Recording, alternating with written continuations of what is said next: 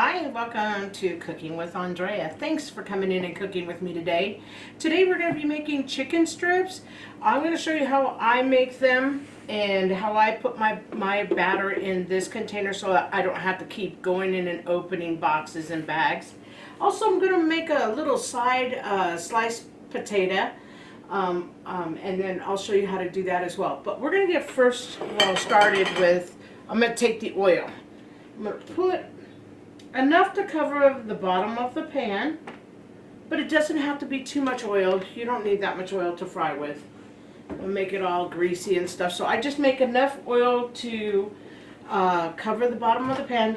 The oil for the potatoes already put in. I did the same thing. Enough to cover so when I put them in, they'll fry. But my potatoes are thin sliced taters is what I call them. And my family loves them. So I just wanted to show you guys, take and see what seasonings you like. Well, I have found I like this one seasoning. It's Louisiana chicken fry because it has a little crunch to it. I normally dump the whole thing in. That's why I waited to make chicken strips till this time, because I was finally done with the breading that I had already created. So I like these two the best. I like this one. This one's a good one. It's Kentucky Colonel, and it's got good seasoning, but it's more like a flour base, you know. I mean, they're both flour based, but one is seasoned a little differently. Like this, you can smell there's like some rosemary. There's a little bit probably of thyme or something in there. I don't know. I didn't check it exactly, but wheat flour, salt, spices, and things like that. But that's what I can smell. But anyways, I use these two for my seasoning. I like the way and the result that I get from these two. So I'm just going to put them like that.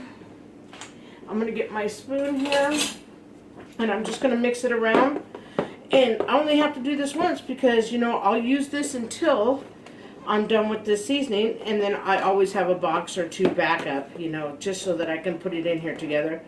And the reason I put them in my containers here, these are good containers. I'd never have problems with ants or anything getting in it.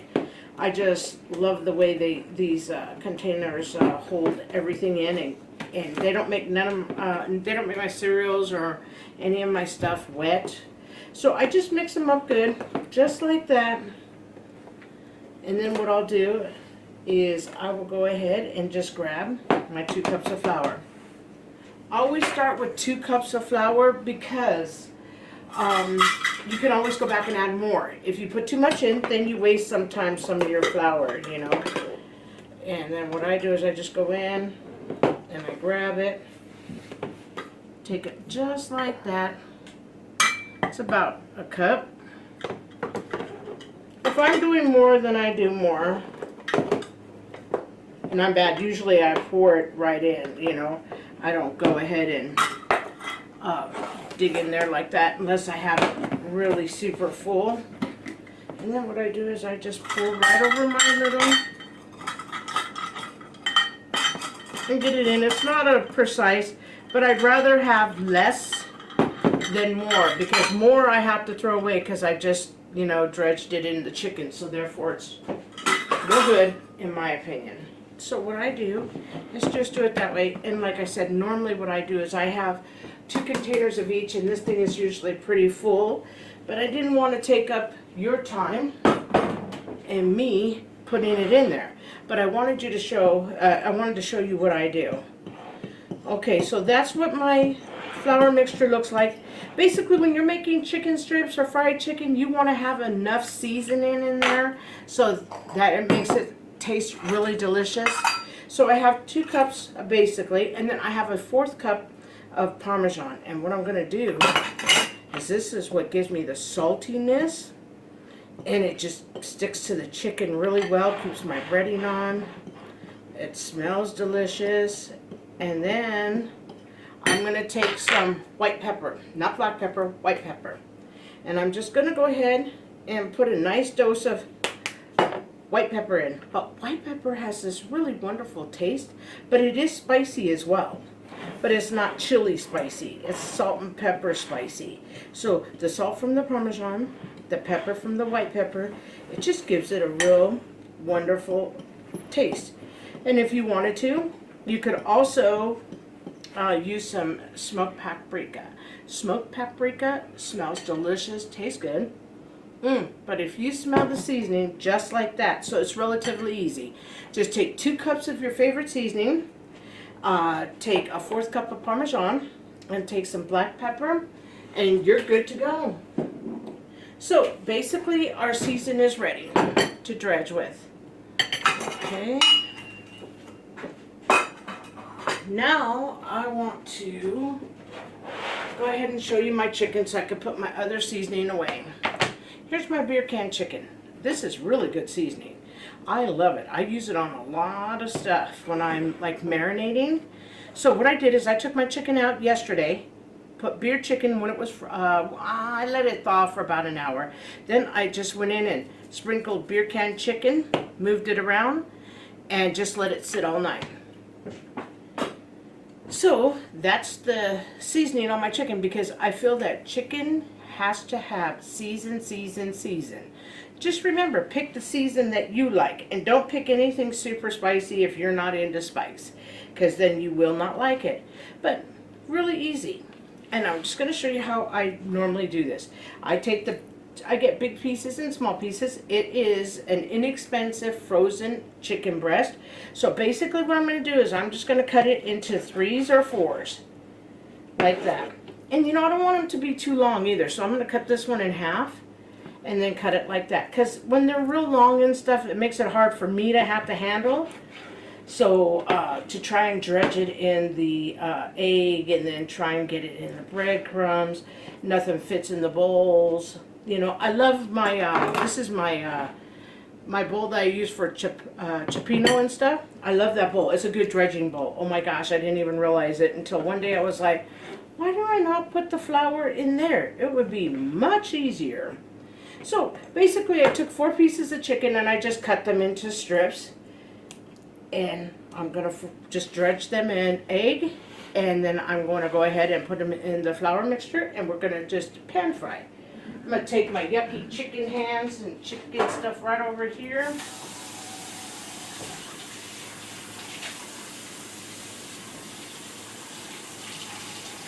I don't want to do a whole lot of cross-contamination there, you know.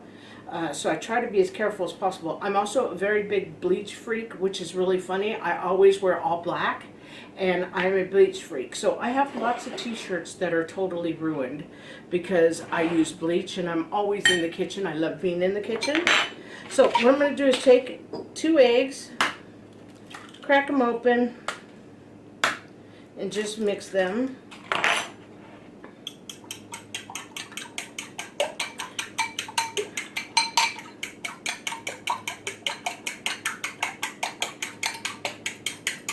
Okay, so I'm just going to mix them like that.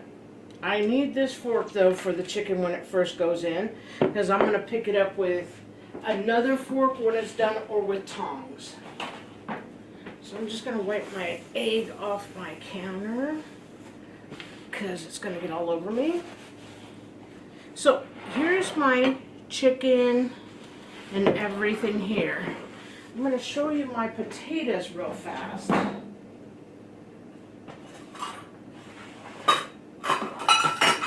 And normally with this dinner, we will have a big fat salad, or we'll have sliced cucumbers with this dinner. Let me see here. I just took my good big knife that I like to cut my potato with. But I'm going to just use this one so I can show you what I did. Here's what they look like. I put them in water to get some starch off of them. They're cut pretty thin. So I'm going to take the top here, and I'm going to keep half the skins on the potato.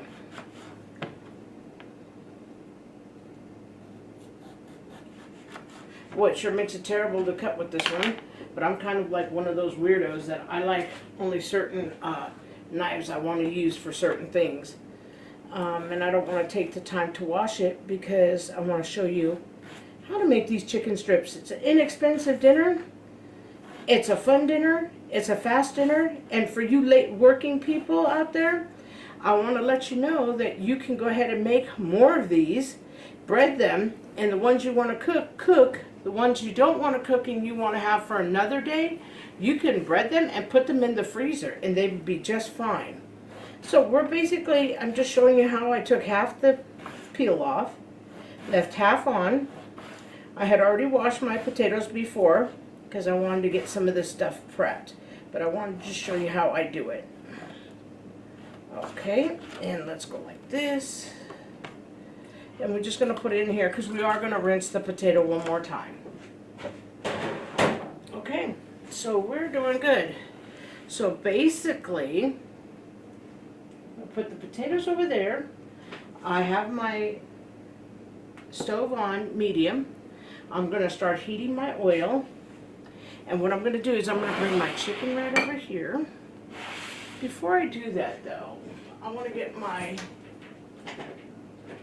colander out so that I can rinse my potatoes one more time. All that starch off. I'm going to give it a rinse. I'm going to rinse my bowl. And then I'm going to put my potatoes back in cold water so that they don't get brown while I'm cooking. Okay, so we're good here. So what I'm going to do is I'm going to take a handful of potatoes and I'm going to take them and put them in my colander. So therefore, I don't have a lot of water splashing in my oil. Okay, so I'm going to go ahead and put my other oil on medium as well. Okay, my chicken strips are ready to go. So basically, I'm going to use my hand. It's the easiest way to do it. Take your little chicken slices that have already been marinated. Go ahead, get it nice and eggy. Go ahead, roll. I'm going to get another fork and I'm just going to go ahead and put it right over my chicken piece. See why I said you don't need too much of the batter or the flour mixture because it's going to be perfectly fine. Shake off any extra flour on it. You can tell it's ready to go. My oil is basically off. It's just like sizzling just a little bit, which is good. Okay, put this in like that. And I can use this one to cover it so I don't have to get my hands so dirty and disgusting. Just make sure you have coating all over it. You're going to love it. These are very, very, very easy to do. It doesn't take very long at all. And you know, you can prep all this. You know, sometimes what I do is I pre-prep meals. You know, I worked for years and years, and I mean, I still work, but, you know, I do other things. But I worked in an office for 28 years. So to come home every night and to cook, it got hard. Some days there were not enough hours in the day, so I understand not having enough time. Usually what I tell everybody is do your prep one day of the week. That's the day hubby takes the kids or hangs out with the kids. You're in the house, and that's the day I call pizza as well. I do not cook on a day where I really prep a lot of stuff. That's a lot of work because you're in the kitchen 4, 5, 6, 7 hours, cleaning, taking care of everything. You deserve pizza out. Your hubby will pay for it, trust me, or your wife will pay for it because guess why? You're fixing them good meals, you know? So this is an easy thing to do, and like I said, see how I was breading them? Okay, you can bread them, and instead of put them in the pan, put them in a dish, a glass dish or whatever you have, but kind of line them up nice so you don't take all the coating off them. Freeze them. That way, in the future, all you have to do is turn around, pull them out of the freezer. Everything is ready. All you have to do is pan fry. Super simple. Okay, see how it's all nice and golden on this side? We're going to flip it. This one as well. We're going to wait. Oh, no, this one's beautiful. So, guess what? We're going to flip like that. Now we're going to go on to our potatoes.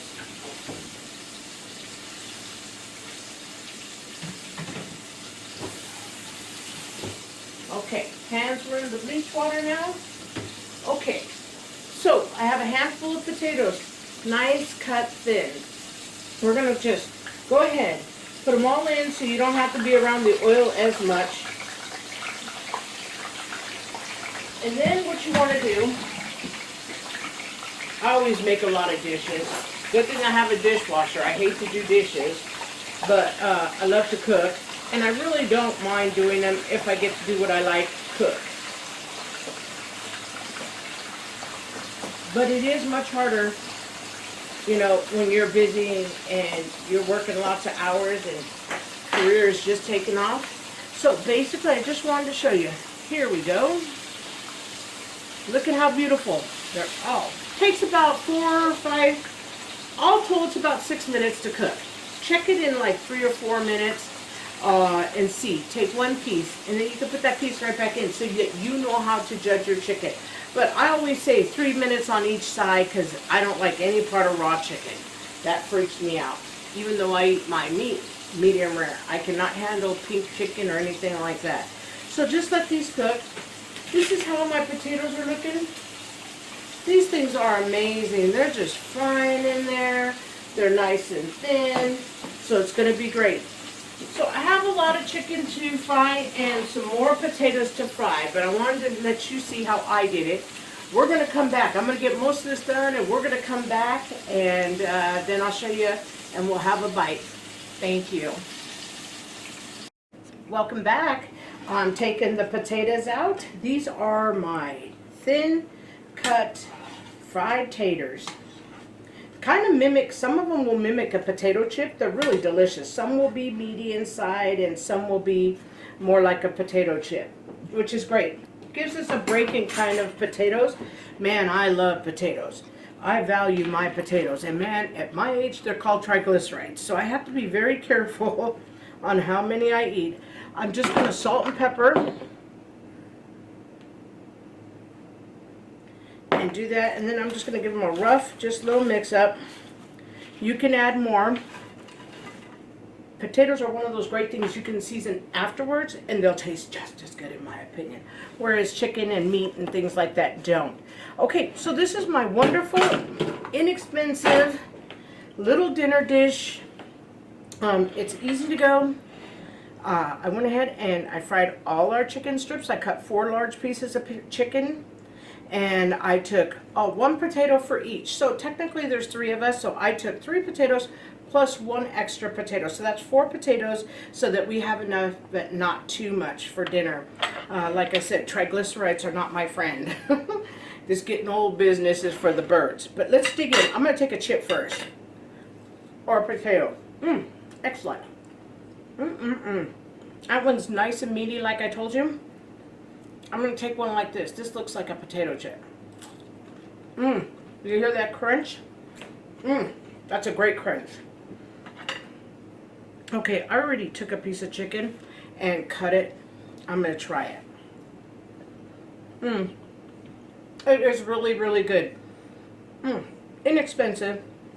You know, bag of potatoes, a bag of frozen chicken. You can't go wrong, and it's really inexpensive. The breading's not all that expensive. But let me tell you something. It's super easy, super delicious. You can make a lot more. And it's good dinner for the working people and the working families that need something.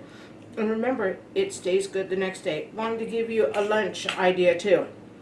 Take the chicken strip tomorrow. Put it in a tortilla, put some ranch, some lettuce, some tomato, roll it up, and you've got good cold chicken for the next day. Nothing will go to waste. If you like the content, please like and subscribe, and thank you so much.